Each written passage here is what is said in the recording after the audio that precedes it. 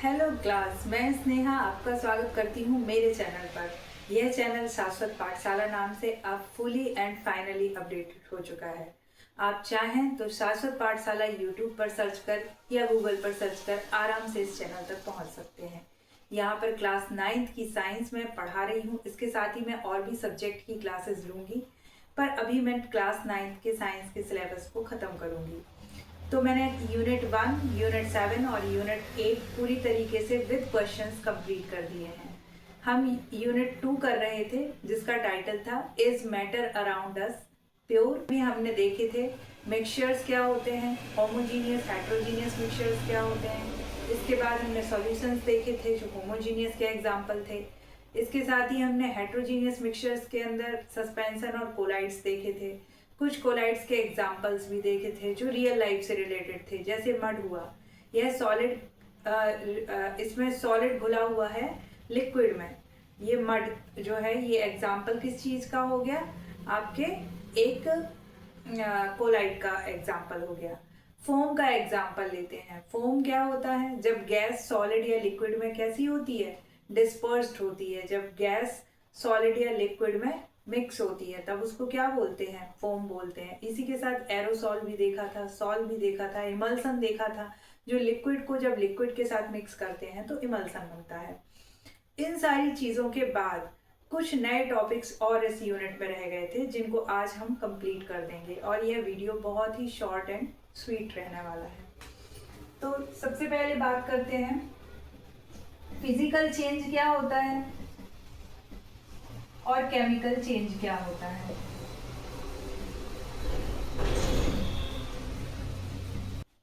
तो अब हम बात करते हैं फिजिकल चेंज और केमिकल चेंज, दोनों की ही बात हम मैटर के रिस्पेक्ट में करेंगे। तो सपोज कोई दो मैटर हैं जिनको हमने मिक्स किया हुआ है, जिन दो मैटर्स को हमने मिक्स किया हुआ है और एक मिक्सचर तैयार किया है। तो जब इस मिक्सचर में इंडिविजुअल सब्सटेंस जो है, जिन दो सब्सटेंस को हमने मिक्स किया है, अगर उन दो सब्सटेंस के केमिकल कंपोजिशन या इंटरनल स्ट्रक्चर में कोई बदलाव नहीं आता है, तब जो परिवर्तन आया है, तब जो चेंज आया है, उसको हम फिजिकल चेंज बोलेंगे। तो नॉर्मली जो मिक्सचर्स होते हैं, दो मैटर के मिलने के बाद बनते हैं, दो मैटर के मिक्स होने के बाद बनते हैं, वो किस कैटेगरी में आते हैं, फिजिकल चेंज की ही कैटेगरी में आते हैं। वहां पे सिर्फ क्या हो रहा होता है, एक फिजिकल चेंज हो रहा होता है। जैसे हमने आइस लिया था, आइस क्या है, पानी है जिसका फॉर्मूला क्या है, H2O। वेपर क्या है, पानी है जिसका फॉर्मूला क्या है, H2O। और वाटर इटसेल्फ क्या है, पानी ही है जिसका फॉर्मूला है H2O। तो तीनों ही केस में मैटर की स्टेट चेंज हुई है, वाटर की स्टेट चेंज हुई है। यहाँ पे वह सॉलिड में है, यहाँ पे गैस में है और यहाँ पे लिक्विड में है। तीनों ही स्टेट, तीनों ही जगह पे वाटर का फॉर्मूला सेम है, उसका इंटरनल कॉम्पोजिशन कैसा है, सेम है, आंतरिक संरचना कैसी है, सेम है, H2O ही है। H2O का मतलब क्या हुआ, दो हाइड्रोजन के एटम है और एक किसका एटम है, ऑक्सीजन का एटम है। जब ये दोनों मिक्स हो जाते हैं, मिल जाते हैं, तो एक कंपाउंड बन जाता है। जब ये तत्व, दो एलिमेंट्स, ये अलग अलग एलिमेंट्स मिल जाते हैं तो एक कंपाउंड बन जाता है, और वह कंपाउंड क्या है, पानी है। अब चाहे वह वेपर के फॉर्म में हो, चाहे वह आइस के फॉर्म में हो, तो ये तो स्टेट्स चेंज हो रही हैं। तो स्टेट जब भी चेंज होती है मैटर की, वह फिजिकल चेंज है, वो हम आराम से ऑब्जर्व कर सकते हैं। ऐसे changes that can be observed easily, वो किस कैटेगरी के अंदर आते हैं, फिजिकल चेंजेस के अंदर आते हैं। और फिजिकल चेंज, स्टेट चेंज होना एक एग्जाम्पल है जो क्या में आएगा, फिजिकल चेंज में आएगा।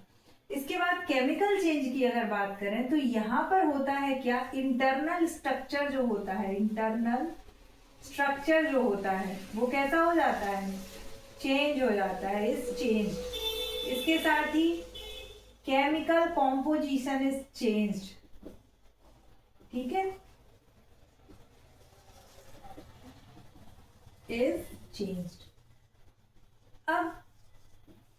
केमिकल चेंज में जो मैटर है, जो सब्सटेंस है, उसकी आंतरिक संरचना, उसका इंटरनल स्ट्रक्चर कैसा हो गया, चेंज हो गया। इंटरनल स्ट्रक्चर से मतलब है जो एक एटम है, आप एटम से समझ लीजिए, सबसे जब हम किसी सब्सटेंस को, जैसे मैटर था, जैसे प्लास्टिक है, क्या है, एक मैटर है, हमने इसको ब्रेक किया, ब्रेक करते करते जब ये अपने सबसे स्मॉलेस्ट पार्टिकल में पहुंच गया कि इससे ज्यादा ये क्या नहीं हो सकता, ब्रेक नहीं हो सकता है, उस लास्ट स्टेज को, उस सबसे छोटी स्टेज को जिसके बाद वो ब्रेक नहीं हो पा रहा है अलग किसी अलग उसमें तत्व में, तो उसको क्या बोलेंगे हम, एटम बोलेंगे। एटम के अंदर भी कुछ होता है, उसकी स्टडी हम बाद में करेंगे, लेकिन वो एक एटम जो है वो एक इंडिविजुअल पर्सनालिटी के साथ है, उसकी खुद की एक पहचान है कि मैं भैया हाइड्रोजन का एटम हूँ, मैं ऑक्सीजन का एटम हूँ। आप उसके अंदर कोई है, जैसे कोई आप समझ लीजिए कि किसी का घर है, तो उस घर के अंदर सदस्य और भी हैं, लेकिन घर का जो मालिक है, घर का जो मुखिया है, उसकी एक अपनी पहचान है कि ये फलान का घर है, समझिए किसी जैन साहब का घर है, तो ये उस घर की पहचान है। तो एटम की पहचान क्या है कि वो किसका, हाइड्रोजन का एटम है।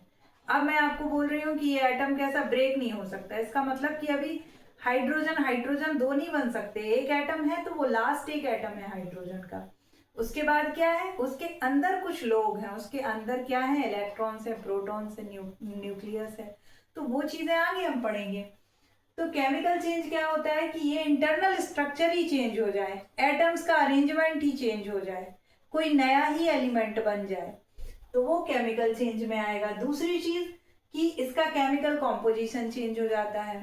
तो जब जब फिजिकल चेंज होता है तब तब क्या होता है, तब सिर्फ ऐसे बदलाव आते हैं जिसमें इंडिविजुअल क्वालिटी भी सब्सटेंस की मेंटेन रहती है, मतलब उसकी जो खुद की एक प्रॉपर्टी थी।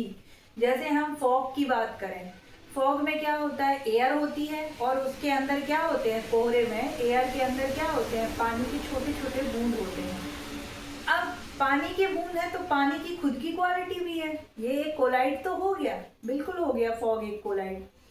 लेकिन ये कोलाइड जो है, ये जो मिक्सचर है, इसमें पानी की खुद की, आप कई बार देखना बहुत ज्यादा जब नमी हो वातावरण में तो आप हल्का सा गीला गीला सा महसूस करने लगेंगे, जब बहुत नमी हो, है ना।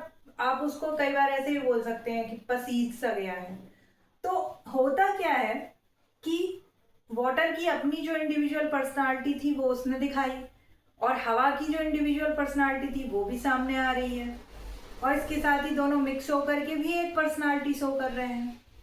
तो सीधी बात है कि फिजिकल चेंज के अंदर जो सब्सटेंस है, जो मैटर है, जो तत्व है, उसका क्या है, अपनी खुद की एक प्रॉपर्टी जो रहती है वो मेंटेन रहती है, वो रहती है, मेंटेन्ड रहती है। लेकिन केमिकल चेंज में कुछ नए ही एलिमेंट्स बन जाते हैं, कुछ नए ही कंपाउंड्स बन जाते हैं, और वहां पे क्या है कि कंपाउंड की एक डिफरेंट प्रॉपर्टी सामने।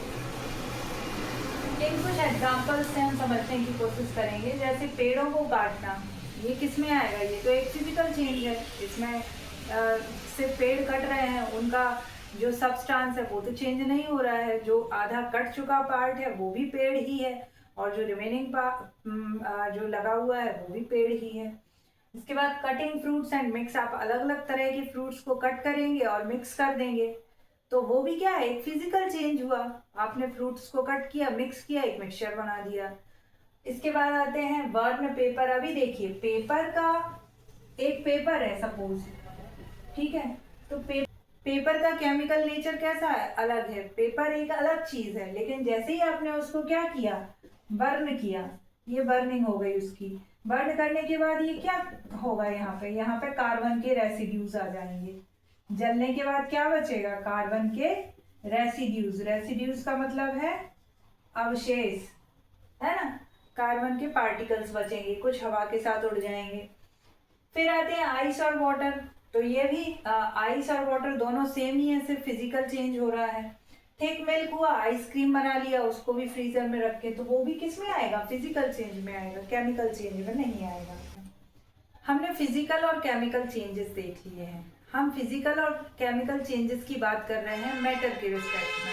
मैटर हमने पहले ही देख लिया है, इसके पहले जो वीडियोस हैं वो सारे मैटर से रिलेटेड हैं कि जो प्लास्टिक है वो भी मैटर है, जो वुड है वो भी मैटर है।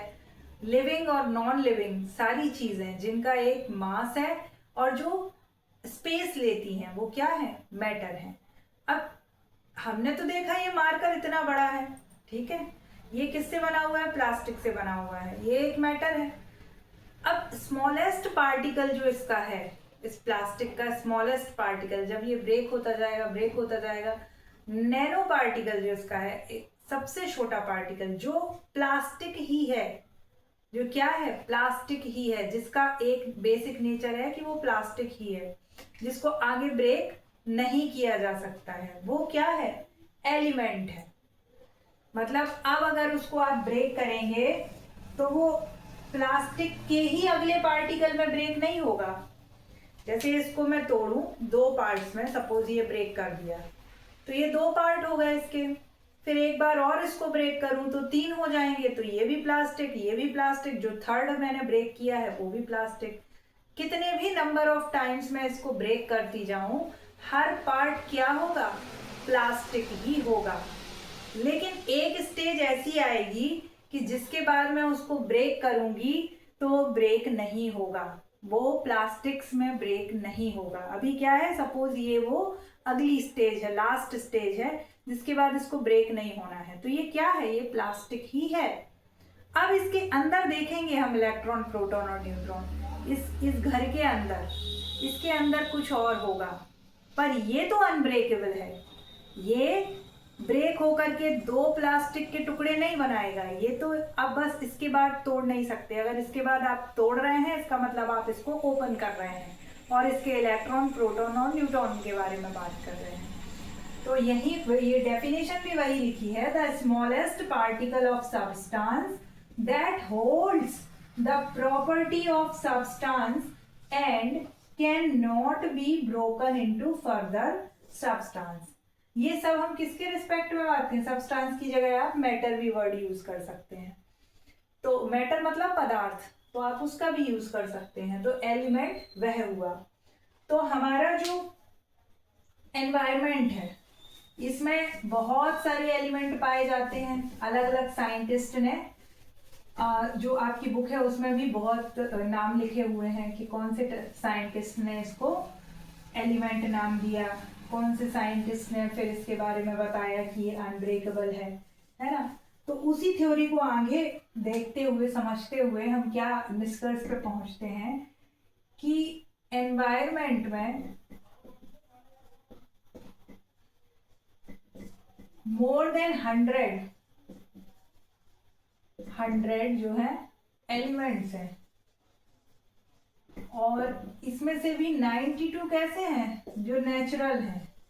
नेचुरल मतलब कि हमारे प्रकृति में पाए जाते हैं, और कुछ कैसे हैं, बाकी जो हैं वो कैसे हैं, फिर मैन मेड हैं। तो ये हमारे एलिमेंट्स के बारे में एक जनरल जानकारी हो गई। अब इन्होंने बोला है कि जो एलिमेंट्स हैं वो 3 तरीके के दिखते हैं। मतलब ये एलिमेंट्स को एक पीरियोडिक टेबल में रख दिया, जितने भी एलिमेंट्स हैं एनवायरनमेंट में उन सारे एलिमेंट्स को, ऑल एलिमेंट्स, अपने समझने की दृष्टि से, अपने अध्ययन की दृष्टि से इन एलिमेंट्स को कहाँ पुटअप कर दिया, एक टेबल बना दी। जैसे हम डिफरेंसेस लिखते समय बढ़िया से टेबल बना लेते हैं, वैसे ही एक टेबल बना दी और उसका नाम क्या दे दिया, पीरियोडिक टेबल। तो इस पीरियोडिक टेबल में इन्होंने इन एलिमेंट्स को राइट डाउन कर दिया। अब इस पीरियोडिक टेबल में उन्होंने बोला कि 3 तरह की एलिमेंट्स हैं, एक है मेटल्स, एक है नॉन मेटल्स और एक है मेटलॉइड्स। 3 तरह के ये जो एलिमेंट है, ये 3 तरह का नेचर शो करते हैं, 3 तरह की इनकी क्या है, प्रॉपर्टीज हैं, 3 तरह की क्वालिटीज हैं। तो on the basis of their qualities they are divided into 3 types, metals, non metals and metalloids. तो मेटल्स क्या होते हैं, जिनमें क्या होता है, लश्यर होता है। लश्यर मतलब चमक, शाइनिंग, है ना, जो शाइन करते हैं। इसके बाद डक्टाइल होते हैं। डक्टाइल मतलब इनको खींच के आप तार बना सकते हैं। और कैसे, मेलिएबल।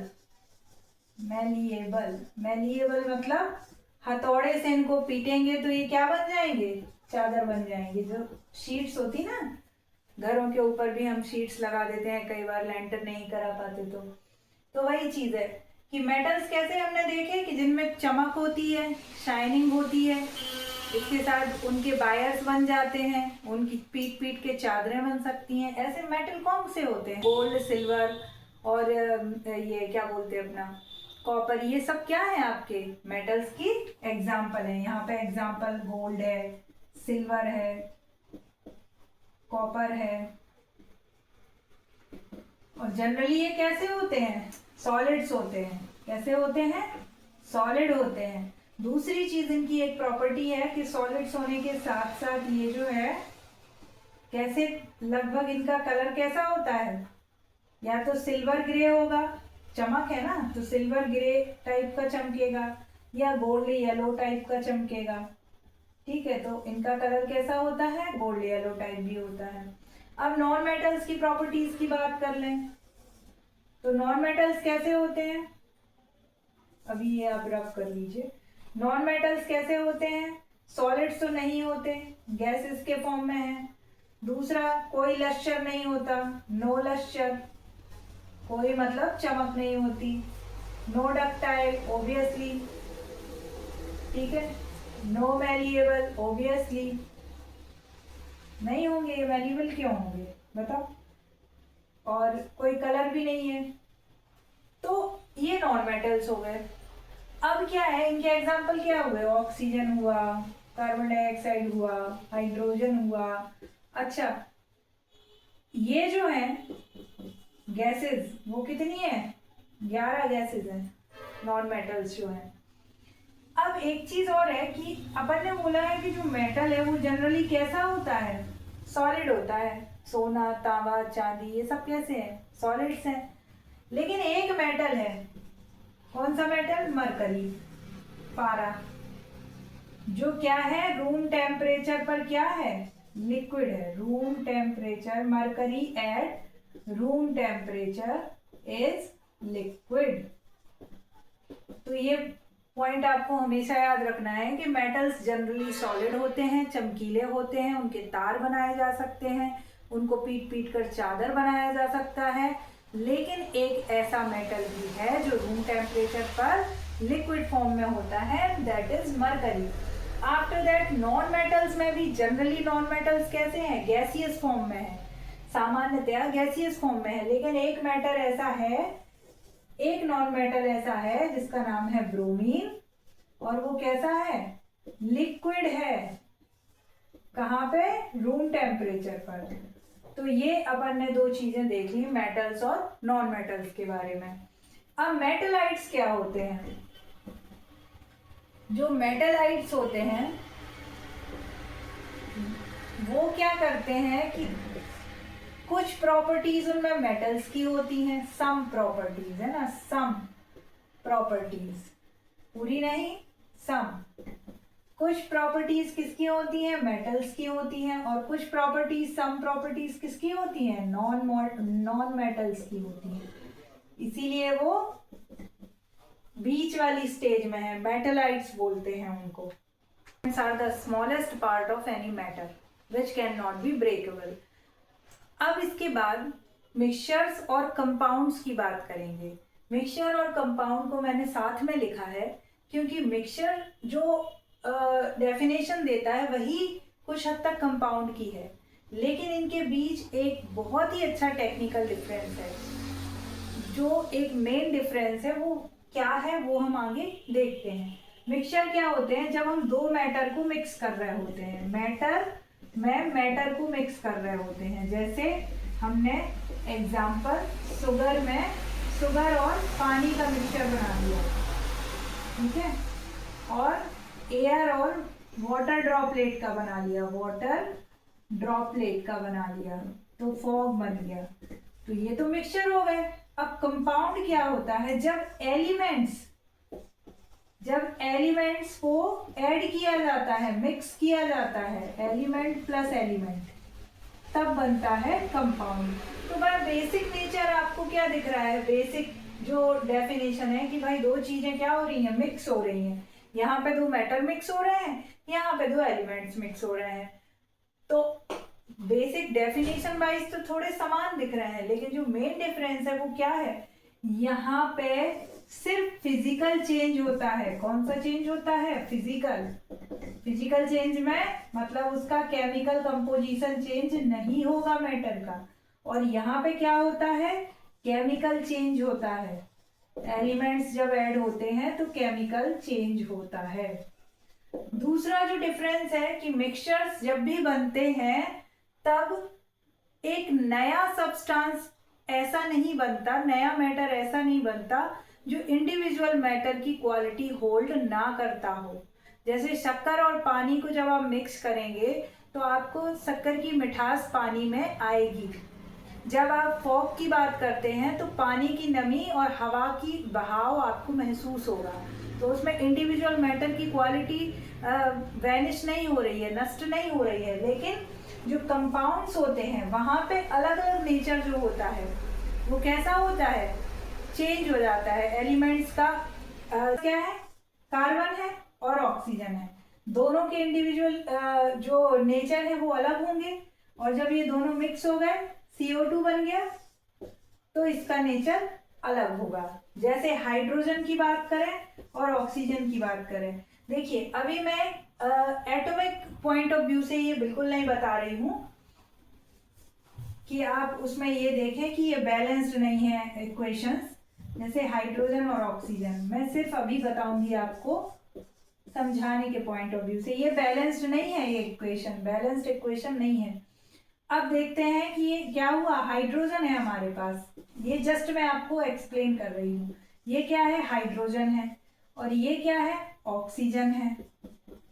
दोनों के नेचर कैसे हैं, अलग अलग हैं, लेकिन भाई ऑक्सीजन जलने में सहायक है, ऑक्सीजन जलने में सहायक है। ऑक्सीजन रहेगी तभी आग पकड़ेगी कोई चीज, है ना। विदाउट ऑक्सीजन जो आग है वो नहीं पॉसिबल होती है। तो ऑक्सीजन किसी चीज को जलाने में सहायक है, लेकिन जब ये हाइड्रोजन के साथ मिल जाती है तो इसका बेसिक नेचर बिल्कुल चला जाता है और ये वाटर बन जाता है। और वाटर कैसा होता है, आग को बुझाता है। तो जब भी कंपाउंड की बात आती है, उसमें हमेशा इंडिविजुअल एलिमेंट का बेसिक नेचर वैनिश हो जाता है, और जो कंपाउंड बनता है, जो न्यू सब्सटेंस न्यू कंपाउंड बनता है, उसका एक डिफरेंट नेचर आता है। तो मिक्सचर्स में क्या होगा, मिक्सचर इसी चीज को हम प्रॉपर्ली राइट डाउन करते हैं टेबल में कि जो मिक्सचर है, यहाँ पे मिक्सचर लिख लीजिए और यहाँ पे कंपाउंड लिख लीजिए। यहाँ क्या होता है, फिजिकल चेंज होता है, और यहाँ होता है आपका केमिकल चेंज।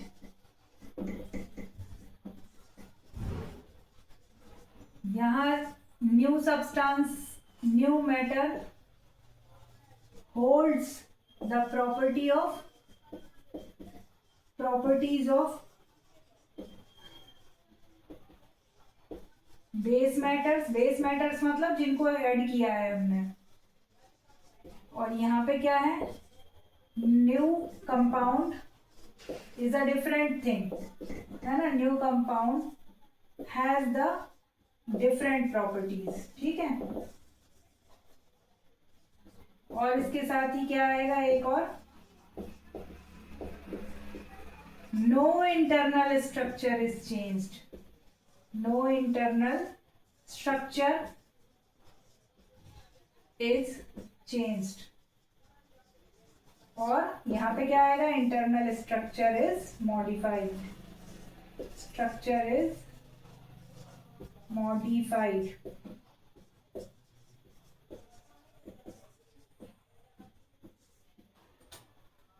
तो ये हमने मिक्सचर्स और कंपाउंड भी देख लिए। ये यूनिट यहीं तक है। अब आप जब एलिमेंट्स के इंट्रोडक्शन तक आ चुके हैं तो जो नेक्स्ट वीडियो है, भले ही मैं यूनिट कोई सी भी आपको पढ़ाऊँ, लेकिन एक वीडियो मैं पीरियोडिक टेबल के बारे में आपको बताने के लिए डालूंगी। और उससे आप पीरियोडिक टेबल को, आप किसी भी क्लास के स्टूडेंट हों, 8th से लेके 10th तक 12th तक आप किसी भी क्लास के हों, आपको पीरियोडिक टेबल का अगर नॉलेज हो जाता है तो दैट्स वेरी बेनिफिशियल। आप उसको ज़रूर देखिएगा और पीरियोडिक टेबल के बारे में आप पूरी जानकारी लीजिए। आपको ये वीडियो कैसा लगा प्लीज़ कमेंट्स में बताइए, और जो भी सजेशंस हों वो भी आप कमेंट्स में लिख सकते हैं। Till then thank you so much और आपका दिन शुभ हो।